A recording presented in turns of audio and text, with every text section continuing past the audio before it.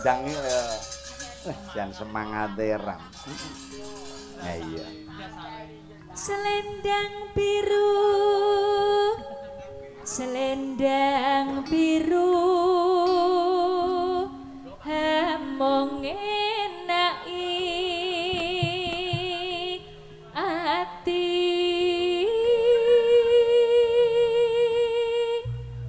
Kang Gareng. Iya, letro. Mbok kene metu kene. Tak nyemet udut sik, Tru. Tak nyemet udut sikik. Iya. Sinambi mirengke swatene Mbak Elisa. Oh iya. Ya, Mbak. tekan batin setiamu Yo, Cok. Ciro lu ya.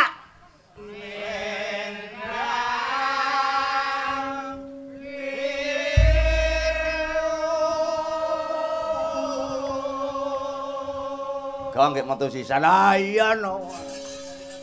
Nggak rauman. Wah, Mbak. tetap ana janjimu selendang biru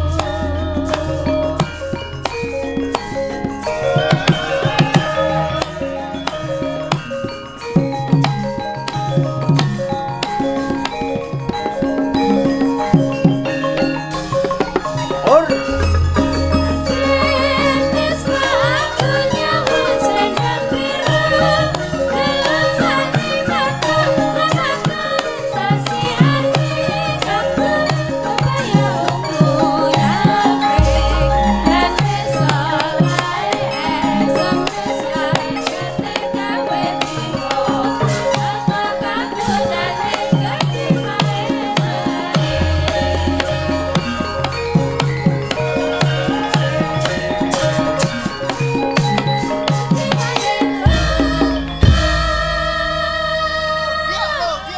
Keranjingan kok terus rumangsaku kok ya sak karepe dhewe saka bungae ngrasaku kok. Tenan. Nggih, saka senengku bengi iki Kang Gareng. Iki kanca-kanca komplit ora ana sing pamit. Jan seneng aku. Pamit siji. Dasare disembadane karo sing mengku gati. Lah iya. Akamangko. Iya. Nah, baju lek nembang. Tatapan hus ora. Urung tekan kono kok ya. Aku wis nang gendang rampung ngono lho, terus ora. Kowe tak apa piye kok. Mangko iki nutup dalan. Ya ta, kok jam 2 kudu rampung. Tak deloke sik jamku. Wah, arek 5 menit Neng ya kuwi terus 5 menit yen jam Indonesia ki molor ngono. Diobot jam 3 ya budale dadi jam 5. Iya. Kandhane nek ana buka tutup diobot jam 3, Mas. Diumumke jam 4. Ha iya. Ya tujune kok aku ki paham karo daerah kono. Tak golekne dalan tikus wis genah. Ayo. Genti. Coba, mau sing sinden pasek coba. Yo, Sek, diurut kok pinggir pokoke.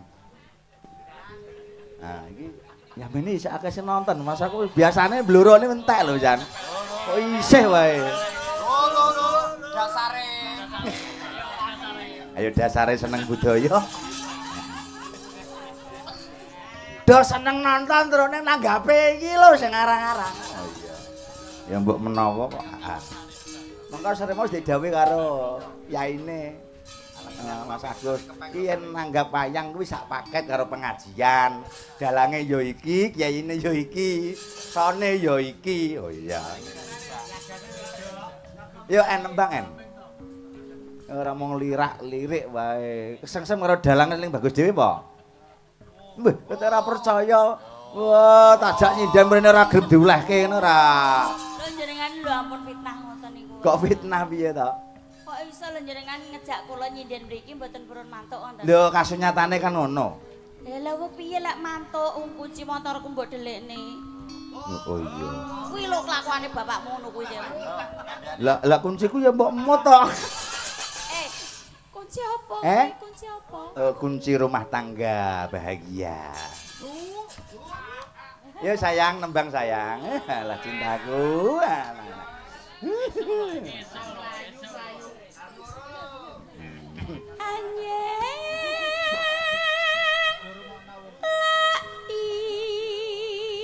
Sambung nang bubuk jare nyuwun adik.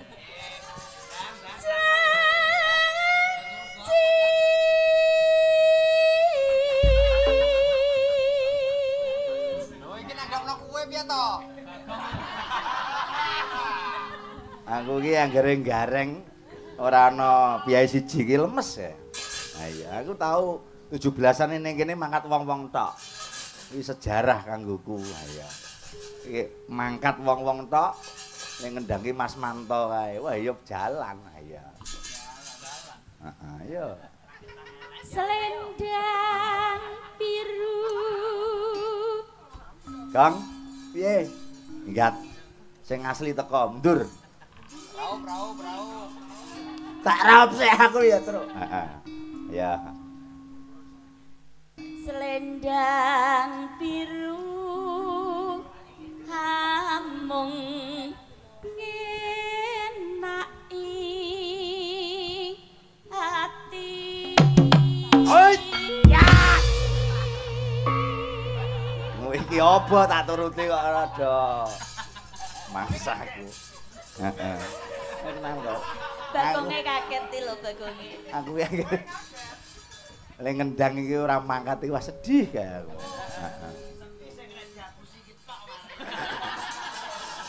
Heeh. Ya bune. Cantike ya Allah bojoku.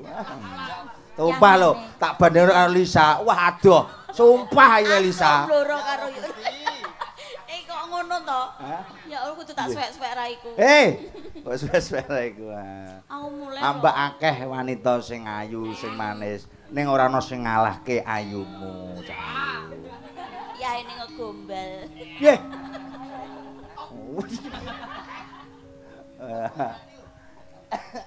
Nora tekan batin setiamu.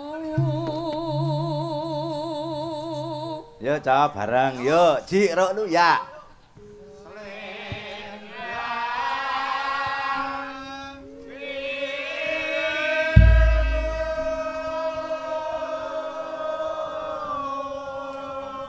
Rudi mboten senggak, Bos.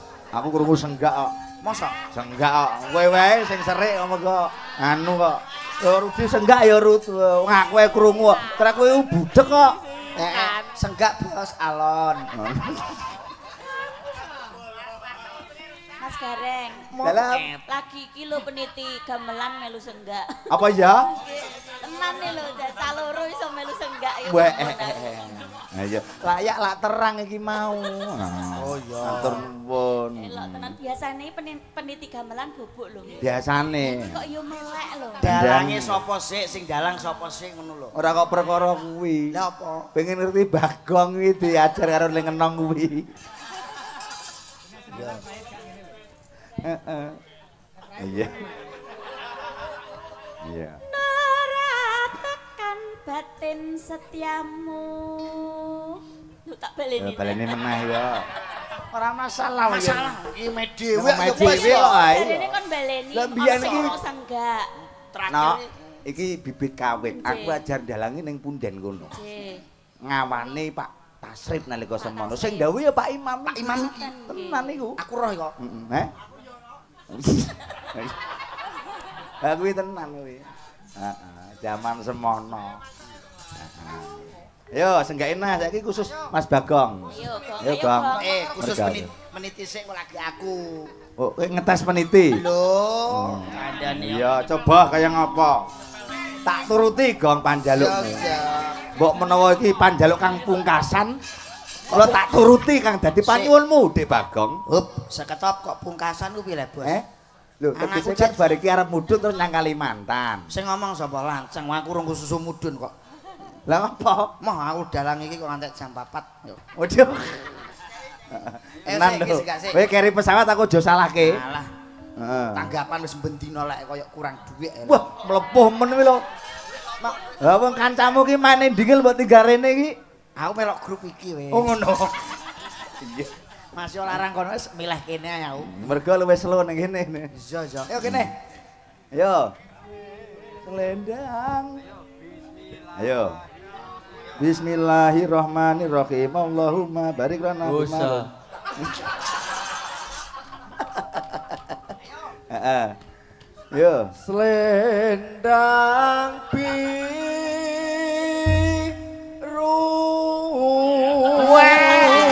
biru. Iki peniti gamelan lho, Gong.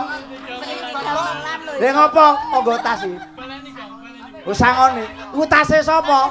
Tase Bagong mangsane ra. Lah nyangone jujutmu dhewe ya. Heeh. Iya. Iya. Gong, Ora ngono gara-gara kok totoane nyawa to melok grup iki. Heeh. Ora Ana iso sing digecek kantek mati. ana sing blangkone diwane PPO. Lah ya wis. Heeh. Ning tenan Gong, aku Mas. biyen kuwi saurunge gareng iki melu nata gamelan dadi peniti gamelan. Nggih no. Awal mula kuwi tenan, iki sejarah uripku. Kula sami mawon lho Mas, matur pun Mas. Kula wayangane ndagel ijen mesti karo jenengan. Iya. Mula kudu wani nekat sik. Ora bakal bener yen awake dhewe ora wani. Iya, no. Nadyan to wani kuwi ngliwati luput utawa salah. Mula ana nggih ana tetembungan nek wani aja. Wedi Nek wedi aja wani. ing ngarsa sun, Tuladha ing madya mangan kanca. Lho, mangon karsa, Bos. Mangon karsa. lah karsa ki kancaku kok. Oh iya. Ya wae. Der ora? Gai. Ayo Gong, enggak. Tak Warai barengi. anak mbok warai. Lah apa nek gene sore ngakon Sing marai sapa? Lha iku Langsang. Bu, wesek. ki marai Bagong. Lho. Nuntun Bagong. Mbok anggap Bagong iso apa piye? Mbok warai. Yo Gong. Kayane Gong, kene wis terkenal. Tung ning kono ngaman ning Bangjo Bagong. Tung ning kono ana pitik ilang Bagong.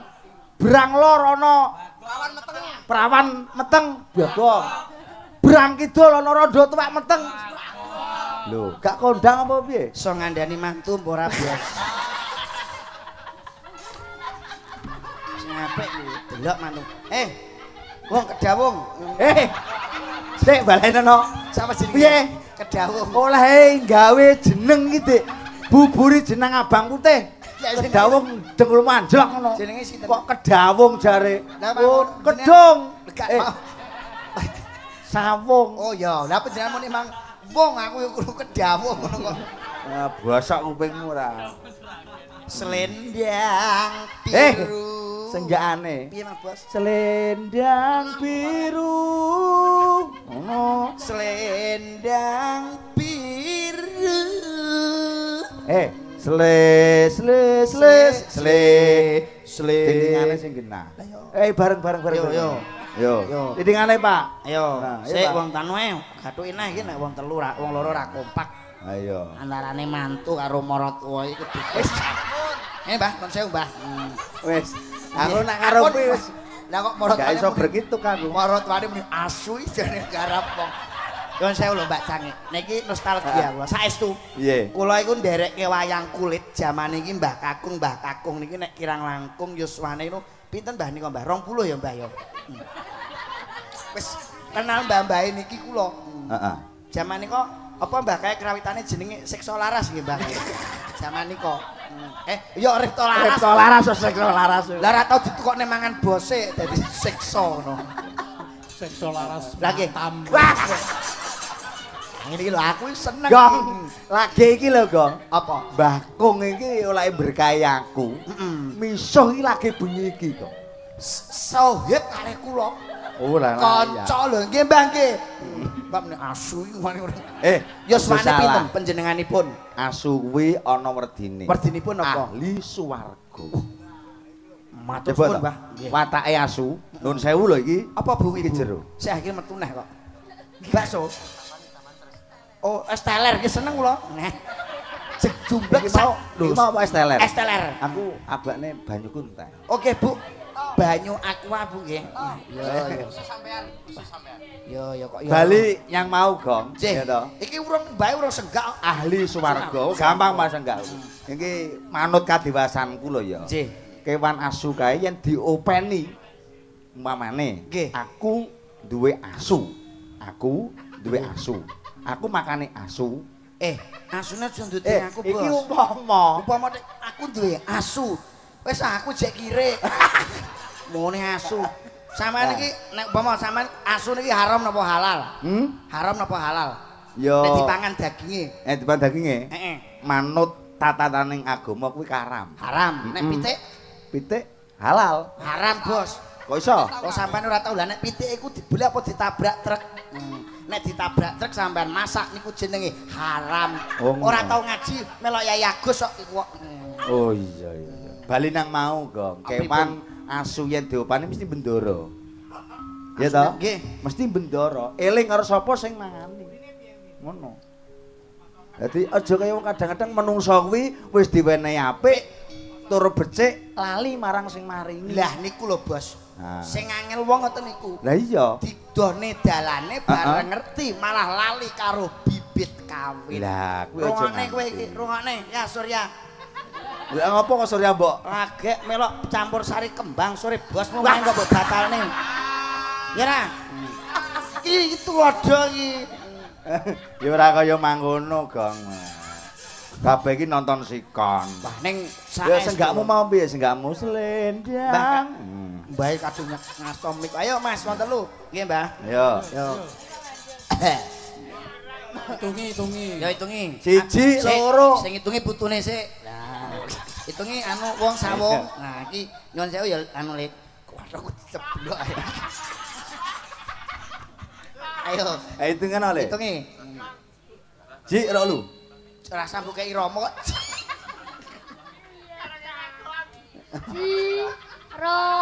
Lu Selendang. Mbah, banyol ya banyol ning aja meksa, Mbah. Ora nek lucu kok.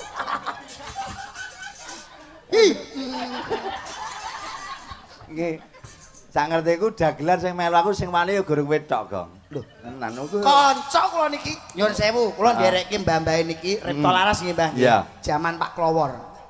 Oh, Nggih, Mbah nggih. Dalange pun kapundhut sedaya. Heeh. Lah kowe kapan nyusul? Kono ki ora ana gandengane lho, goleki pasangane. Pun enten. Oh, wis ana sapa? Klewer. Oh iya. Jare Klowori pasangane Bagong. Oh biyen cilake Biyen kan gurune Pak kula. karo anak Nggih, iya to. eh. Nganti kabare iki oyok-oyokan bocah belik. Sampane aja adu-adu. Oyo-oyokan sinden pangkat. Apa iya? Heeh. Heeh. Terus dipisah kalau Pak Arif. Pak Arif sapa? Bluro to ya. Oh iya terus. Pak Arif Rohman, Pak Arif.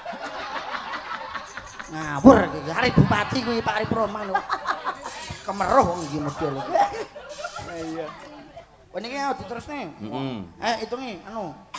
Apa wong? Aku sing ngitungi. Alah lancang ngitung-ngitung ra iso. Iya. Siji. Oh, mbak ora iso. 20, 21, 22, 23, 24, 25, 24. Itji Samsu. Walah, Jawa wong Jawa kok ora 21, 22, 23, 24. 24, 26 iku. 24 mokur. Kandhani, Mbah, ki mau nyekel mumik kleru, Mbah. Ayo. Ayo hitungi kene. Ayo wong, ditungi sing tegas. Hitungi, Mas.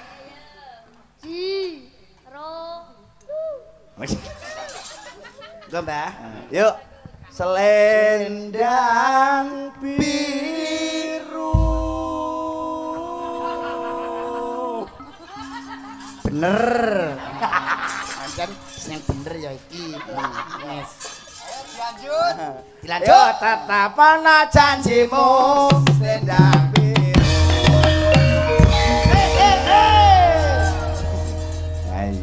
Mbak ya wis bar ya. Kesel rek. Bar iki bar ya. Iya, iki coba. Sinten nanjake sinten menika? Ayo Mbak Elisa to ya. Oke no. Monggo. Yo, masih bersama saudaraku semuanya, Cong. Kita masih bersama New Cahyo Sumirat campur sarinya Indonesia. Iya. Enggak Mbak Elisa. Monggo, Mbak. Piyai lek sembodo nyun sewu lho. Kula Lah, iya. salut kali Mbak Elisa iki sok kala mangsa bintang tamu yang sedang naik daun di atas biasane iki dengan waktu dan durasi. Nggih mboten Mbak Cani. Ya. Biasane ming limbukan tok nyanyi nek gak 2 lagu 3 lagu. Ya. Nembange nggih ngoten. Tapi ternyata yang saya apresiasi bahwa Mbak Elisa Piyai Sulawesi cinta dengan budaya gelem nganti goro-goro nganti esuk. Tepuk tangan buat Mbak Eni.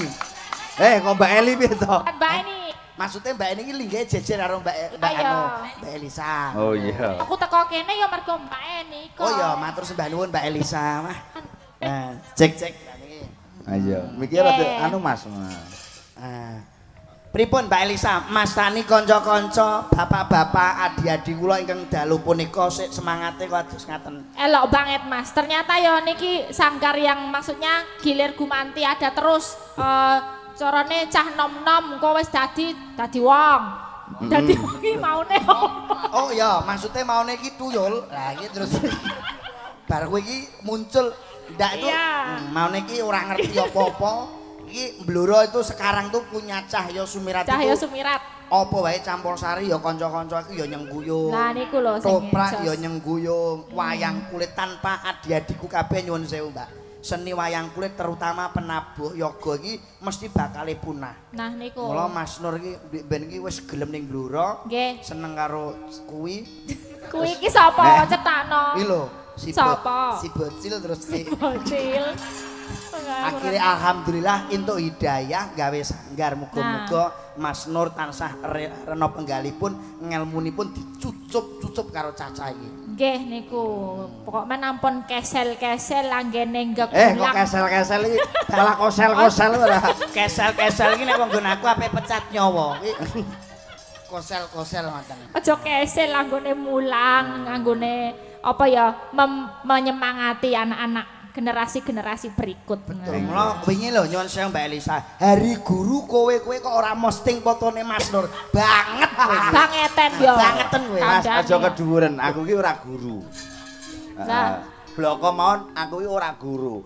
Mung ngesuwi bocah-bocah sing gladi bab kabudayan, khususnya karawitan karo pedalangan. Yen wis iso ya kono. Mergo pinter iki ora mergo saka guru. Pinter iki karena bocahe sregep sinau. Ngono. Nah, Mas yo sregep sinau menawi mboten wonten sing nuntun sing ya Mbak Elisa. nuntun lah nggih ilmunipun. Kayak lo omahe lah, kayak mengiso ngerti tok nek ora didone dalane. Boten ora ngertos. mungkin. Ngoten. Nah, aku iki mung dadi jembatan, Mas. Iya. Aku yo urung iso apa-apa. Sampai seprene iki ngendangi jineman ae wis ora dunung aku. Nah, ngombine. Ya. Monggo Mbak Teler. Ya Mbak Elisa. Nggih, wonten atur pamundutan. Napa Mbak? Napa mriko? Gerajakan nggih. Napa nggih? Oh, gerajakan nggih. Oh Banyuwangi. Banyuwangi. Pun bawani nggih. Oh nggih. Nggih. Tapi kados napa swantene Piyai Sulawesi.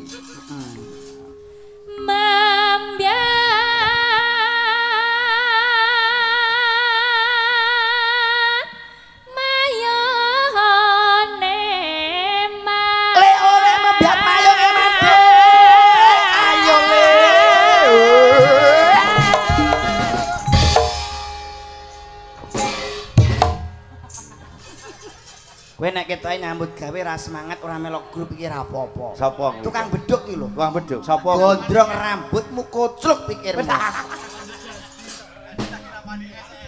Kabeh melok grup anyar kowe. Iya. Suarane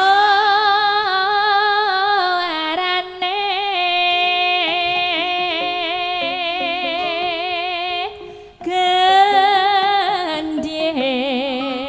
beliang biar Le oleh suarane gendeng pambiangan.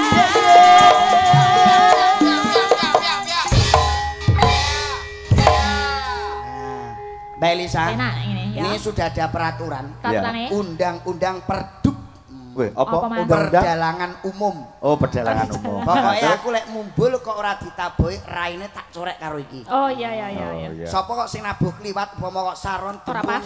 kicik-kicik kleru tak embung. Oke. Pokoknya sing melakukan kesalahan kena Kesalahan. hukuman. Kena hukuman. Iya. Ya, diambung. Nek sing salah aku pamane kok mumbulku kleru. Reku diorek kok digeceki. Ya sadis men. Kadare ning Palembang bayar 600 kok bawani aku. Baik nek sing salah aku ora apa-apa, los. Ya. Nyeram yai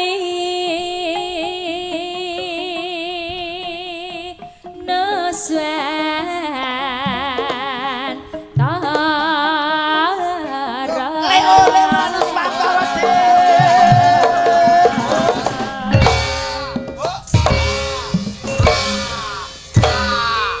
Oh, kae. ya kayak kecekel.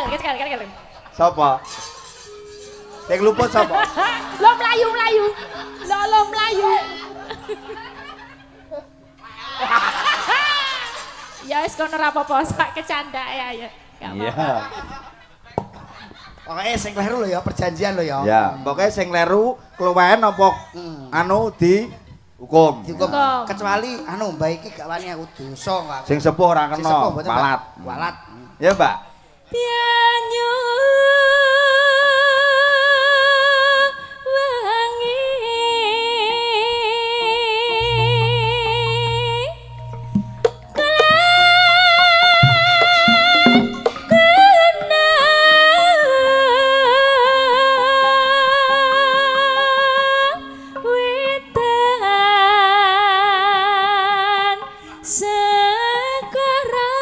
Kolon kono deta segala kene.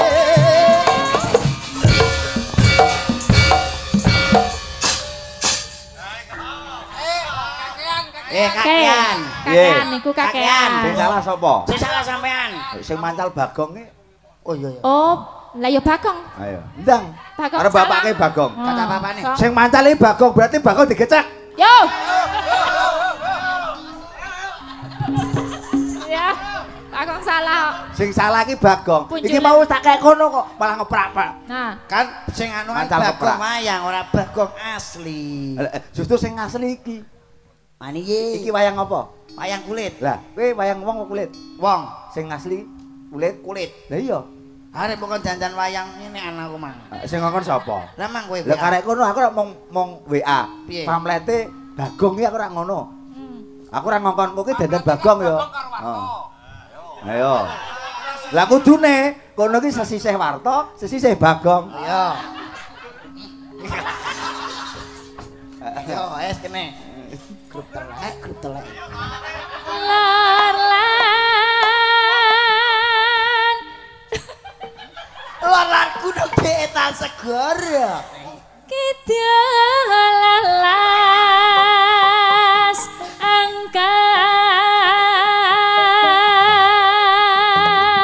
angkar kang kalemiat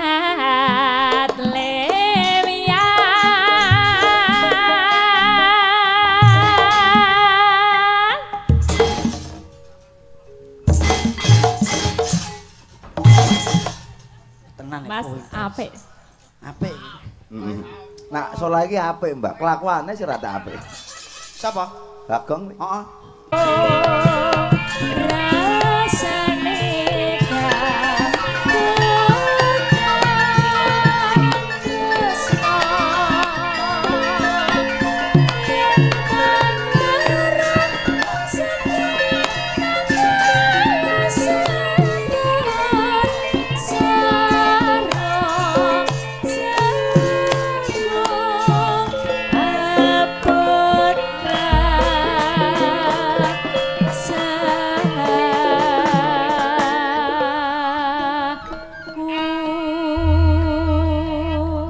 Matur sembah nuwun Mbak Elisa. Rondur sami Mas Kareng, Mas Petro. Nggih, jebule sarung jagung diramake ya kepenak.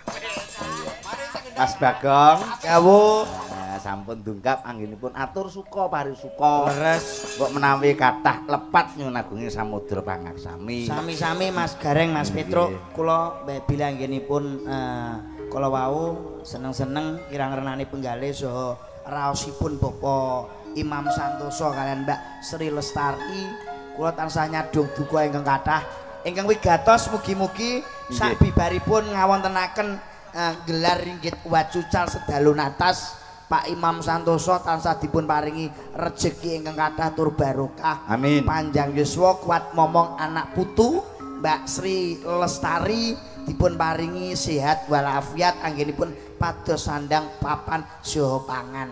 Amin. Mbak Elisa, untuk apa untuk Pak Imam jelasan Bu Sri Lestari? Nggih sami kali Mas Bagong nggih kurlep